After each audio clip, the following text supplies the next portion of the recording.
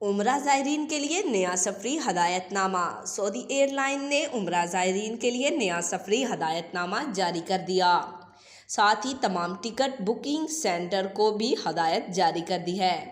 नया सफरी हदायतनामे के मुताबिक सऊदी एयरलाइन में बजरिया रियाज या दीगर शहरों से मक्का मदीना जाने वाले मुसाफिरों के लिए वक्त की पाबंदी लागू कर दी गई।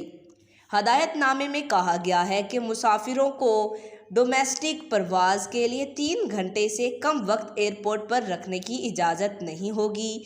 साथ ही उम्रा ज़ायरीन को एयरपोर्ट पर 6 घंटे से ज़ायद बैठने की भी इजाज़त नहीं होगी। कनेक्टिंग फ़्लाइट के उम्रा ज़ायरीन 6 घंटे के अंदर अपनी अगली परवाज़ पर सवार होने के पाबंद होंगे। 3 घंटे से कम स्टे या 6 घंटे से ज़ायद स्टे वाले मुसाफिरों को सफ़र की इजाज़त नहीं होगी। नया सफरी हदायतनामे के मुताबिक नई हदायत का इतलाक़ बराए रास्त मदीना और मक्का जाने वाले उम्रा ज़ायरीन पर नहीं होगा।